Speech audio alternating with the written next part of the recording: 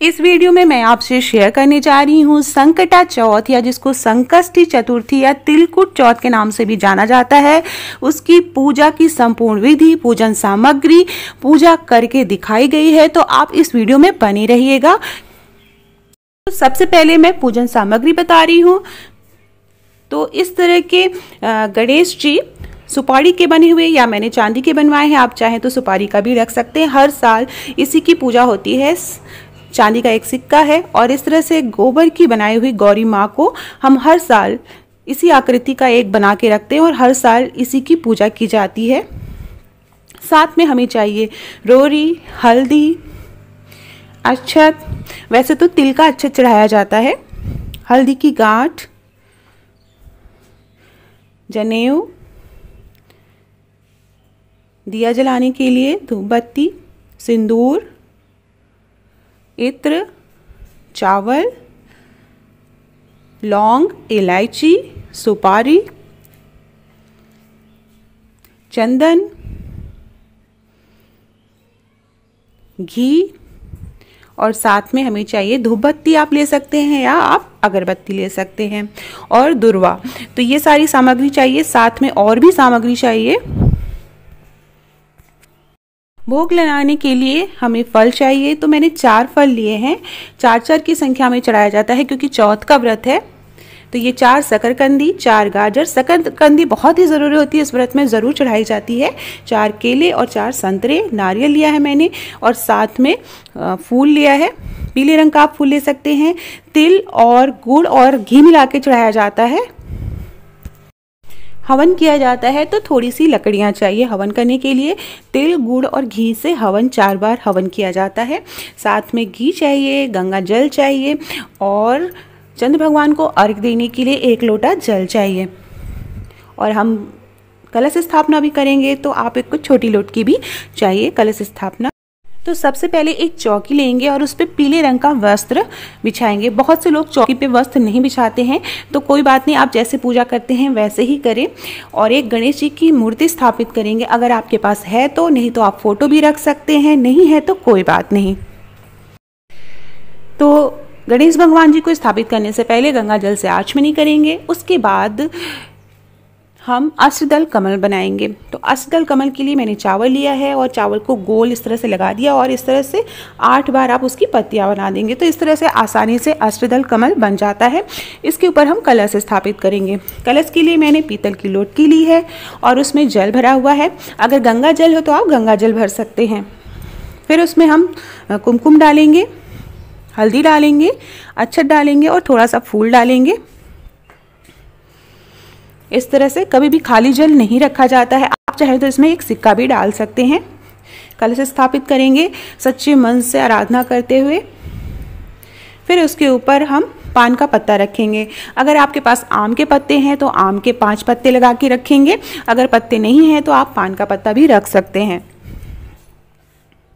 इस तरह से। फिर इसके ऊपर एक कटोरी रखेंगे, उसमें चावल भर देंगे। तो चावल से भरी हुई कटोरी रखनी है। ऐसा माना जाता है कि इस तरह से कलश स्थापना करने से घर में धन, धान्य और समृद्धि बनी रहती है। उस पे सुपारी और एक सिक्का डालेंगे तो घर में धन की कभी भी कमी नहीं होती है। तो इस तरह से हम कलश स्थापना करेंगे। अब गणेश जी की प्रतिमा जहाँ पे स्थापित की है उसके सामने हम इस तरह से एक चंद्रमा की आकृति बनाएंगे, गोल आकृति बनाएंगे और सिंदूर से बनाएंगे। अगर आपने कपड़ा नहीं बिछा के रखा है तो भी आप चौकी पे इस तरह की आकृति बनाएंगे। और आप चाहें तो गोबर से भी आकृति बनाई जाती है, तो गोबर से भी आप आकृति बना सकते हैं। फिर उसके बीचों बीच में हम सुपारी रखेंगे और बगल में गौरी जी की स्थापना करेंगे। तो ये जो सुपारी, सिक्का और गौरी जी बनाई है, इसको हर बार इसी से पूजा की जाती है, तो इसको बहुत ही संभाल के रखना चाहिए। अब हम पूजा शुरू करेंगे। सबसे पहले गणेश भगवान जी की प्रतिमा पे हम जल चढ़ाएंगे गंगा जल से। सुपारी पे जल चढ़ाएंगे, गौरी माँ पे जल चढ़ाएंगे और कलश पे जल चढ़ाएंगे। उसके बाद कुमकुम, हल्दी लगाएंगे। गौरी माँ को हल्दी नहीं चढ़ानी है तो गणेश भगवान जी को हल्दी चढ़ाएंगे। इसी तरह कुमकुम चढ़ाएंगे और सिंदूर चढ़ाएंगे गणेश भगवान जी को, माँ पार्वती को, और सुपारी जो हमने गणेश भगवान जी स्थापित किए हैं उनको भी हम सिंदूर लगाएंगे। तो इस तरह से हल्दी कुमकुम चढ़ाएंगे। अक्षत में हमें तिल का अक्षत चढ़ाना होता है, तो चावल का अक्षत हम नहीं चढ़ाएंगे। ये देखिए तिल का अक्षत चढ़ाते हैं, इस बात का ध्यान रखना है। अगर आपको वीडियो पसंद आए तो मेरे चैनल को प्लीज़ सब्सक्राइब कर लीजिएगा। यहाँ रेड बटन पे क्लिक करेंगे तो बगल में एक बेल आएगी, बेल पे क्लिक करना है, 3 ऑप्शन आएंगे, ऑल पे क्लिक करेंगे तो सारी वीडियो के अपडेट आप तक पहुँचते रहेंगे। अब हम वस्त्र पहनाएंगे। पीले रंग का वस्त्र गणेश भगवान जी की प्रतिमा को पहनाएंगे और इसी तरह से लाल रंग का वस्त्र इस तरह से जहाँ पे आपने सुपारी रखी है गणेश भगवान जी स्थापित किए हैं वहाँ पे भी चढ़ाएंगे। वस्त्र पहनाने के बाद भी गंगा जल से आचमनी करनी चाहिए, वस्त्रों को शुद्ध करना चाहिए। तो इस तरह से हम वस्त्रों पे गंगा जल से आचमनी करेंगे, शुद्ध करेंगे। इसके बाद हम फूल माला चढ़ाएंगे। अब हम जनेऊ चढ़ाएंगे। तो जनेऊ चढ़ाने से पहले उसमें थोड़ा सा हल्दी लगा देंगे, क्योंकि सफ़ेद जनेऊ नहीं चढ़ाया जाता है। तो उसके बाद हम जनेऊ प्रतिमा को छुआते हुए जहाँ पे हमने गणेश जी स्थापित किए हैं सुपारी के, वहाँ पे चढ़ाएंगे। हल्दी की गांठ चढ़ाएंगे, एक प्रतिमा के सामने रखेंगे और एक सुपारी के सामने रखेंगे। दुर्वा चढ़ाएंगे। इस तरह से दोनों जगह हमें दुर्वा चढ़ाना है। अगर आप विशेष पूजा करना चाहते हैं तो 11 दुर्वा हम ओम गण गणपते नमो नमः का जाप करते हुए 11 बार हम गणेश भगवान जी को दुर्वा चढ़ाएंगे। तो जो भी आपकी मनोकामना होती है वो ज़रूर पूर्ण होती है, ऐसा माना जाता है इस तरह की विशेष पूजा करने से। फूल चढ़ाएंगे। तो पीले रंग का अगर फूल हो तो गणेश भगवान जी को चढ़ाएंगे। लाल रंग का फूल माँ पार्वती, माँ गौरी को चढ़ाएंगे। अब उसके बाद धूप बत्ती या अगरबत्ती जलाएंगे, दिया जलाएंगे। दिए में इस तरह से हमें 4 बाती रख के जलानी है। तो 2 बाती को आगे पीछे इस तरह से करके रखना है। अभी मैं वीडियो में दिखाती हूँ। तो इस तरह से 4 बाती का दिया जलाना चाहिए। ऐसा माना जाता है कि चौथ है तो चौथ पे 4 बाती का दिया जलाना चाहिए। तो इस तरह से हम दिया बनाएंगे। थोड़ा बड़ा दिया रखेंगे ताकि हमारा जो देर तक हमारा जो दिया है वो जलता रहे। तो इस तरह से 4 बाती का दिया बनाएंगे, गणेश भगवान जी के सामने रखेंगे। उसके बाद हम फल फूल चढ़ाएंगे। अब हम पान का पत्ता लेंगे, उसमें हम एक सुपारी रखेंगे, इलायची रखेंगे और लौंग रखेंगे और इस तरह से पान का बीड़ा बनाएंगे। बाहर से हम इस तरह से लौंग इसमें इस तरह से लौंग लगा देंगे और गणेश भगवान को अर्पित करेंगे। इसी तरह जो हमने हर साल गणेश जी स्थापित किए हैं सुपारी के, उनके पास भी एक हम पान के पत्ते में लौंग, इलायची, सुपारी रख के चढ़ाएंगे इस तरह से। तो ये चढ़ाना बहुत ही ज़रूरी होता है। अब हम नारियल चढ़ाएंगे। तो नारियल चढ़ाना शुभ माना जाता है, तो इसलिए नारियल चढ़ाएंगे। जो भी फल फूल आप लाए हैं 4-4 की संख्या में चढ़ाना है। तो 4 फल 4-4 की संख्या में चढ़ाते हैं। तो इस तरह से हम फल चढ़ाएंगे। जैसा कि मैंने बताया शकरकंदी बहुत ज़रूरी होती है, तो शकरकंदी और चढ़ाएंगे। गाजर जो है काली गाजर आती है वो चढ़ाई जाती है। तो जो आपके पास आसानी से फल उपलब्ध हों, 4 फल ही काफ़ी हैं, कोई भी एक 4 फल भी आप चढ़ा सकते हैं। और अगर पॉसिबल हो सके तो 4 फल 4-4 की संख्या में चढ़ाएंगे। तो इस तरह से चौकी पे हम फल चढ़ाएंगे। बहुत से लोग काले तिल का लड्डू चढ़ाते हैं, तो आप काले तिल का लड्डू चढ़ा सकते हैं। गणेश भगवान जी को इत्र चढ़ाएंगे। तो इस तरह से थोड़ा सा तिल, गुड़ और घी रखेंगे अलग, इससे हमें हवन करना है। तो 4 बार बस हवन करते हैं। ऐसा बोला जाता है कि तिल चटकाना है, तो इस तरह से हम अलग कर देंगे। थोड़ा तिल, गुड़ और घी हम रखेंगे चंद्र भगवान को भोग लगाने के लिए, वहाँ पे अर्पित करने के लिए। वहाँ पे भी हम अक्षत की जगह, चावल के अक्षत की जगह हम तिल का अक्षत चढ़ाएंगे। उसके बाद हम तिल, गुड़ और घी को मिलाकर उसका पहाड़ बनाते हैं।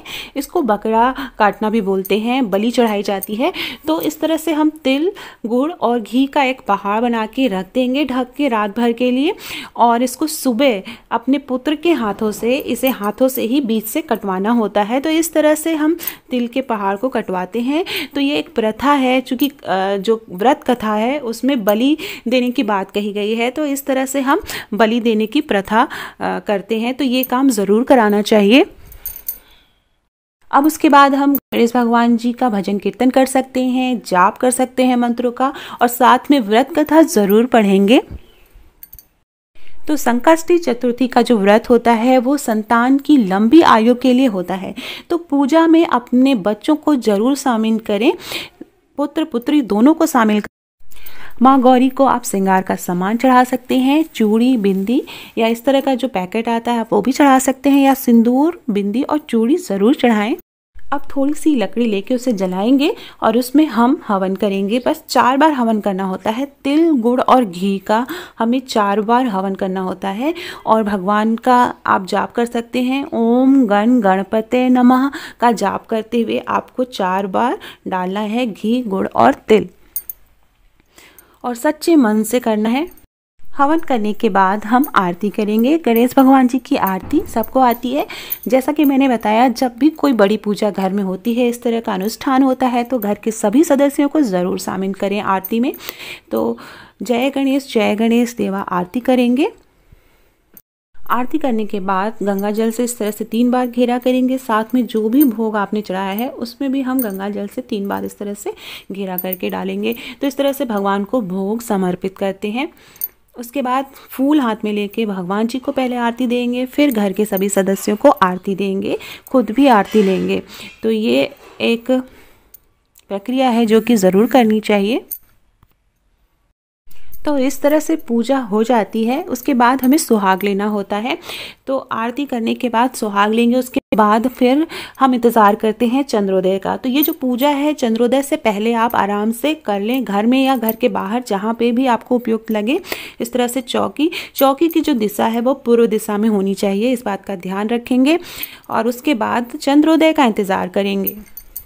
जब तक चंद्रोदय होगा तब तक बैठकर गणेश भगवान जी की आराधना, भजन, कीर्तन करेंगे। पूजा के बाद सुहाग ज़रूर लेना चाहिए। तो माँ पार्वती को आपने जो सिंदूर चढ़ाया है, 7 बार सिंदूर चढ़ाते हैं। उसके बाद 7 या 5 बार आप अपने माथे पर सिंदूर लगाते हैं और उसके बाद फिर से सिंदूर चढ़ाते हैं। तो ये क्रिया करने से पहले आप जब सिंदूर चढ़ाएंगे तो फिर आप हाथ धो लेंगे, फिर आप अपने को सिंदूर लगाएंगे, फिर हाथ धो लेंगे और फिर आप सिंदूर माँ को चढ़ाएंगे। तो ये सुहाग लेने का तरीका होता है। तो ये ज़रूर करना चाहिए। अब मैं आपको बताने जा रही हूँ कि चंद्र भगवान को अर्घ्य कैसे देंगे। तो एक लोटकी में हम जल लेंगे, गंगा जल डालेंगे, उसमें अक्षत डालेंगे। अक्षत मतलब तिल का अक्षत डालेंगे, हल्दी डालेंगे, कुमकुम डालेंगे, थोड़ा सा फूल डालेंगे और साथ में 1 रुपये का सिक्का डालेंगे। सिक्का डालने से ऐसा माना जाता है कि घर में धन धान्य की कभी भी कमी नहीं होती है। फिर अर्घ्य देने का तरीका यह है कि सबसे पहले हम वहाँ पे चंद्र भगवान की पूजा करेंगे। तो एक थाली रख लीजिएगा और उसमें आप चंद्र भगवान को दिया जला के रखिएगा। फल फूल जो भी आप चढ़ाएंगे, तिल, गुड़ और घी का प्रसाद आप चढ़ाएंगे। उसके बाद हम जल अर्पित करेंगे। जल अर्पित करने का तरीका ये है कि बाल की एक लट लेंगे और उसको छुआते हुए, जल गिराते हुए 1 बार चक्कर लगाएंगे, फिर जल अर्पित करेंगे। तो ये जो क्रिया है ये 4 बार करनी है। 4 बार चक्कर लगा के हमें जल अर्पित करना है। तो ये फिर सबसे अंत में हम क्षमा प्रार्थना करेंगे कि भगवान हमसे कोई भी भूल चूक हुई हो तो हमें माफ़ करिएगा।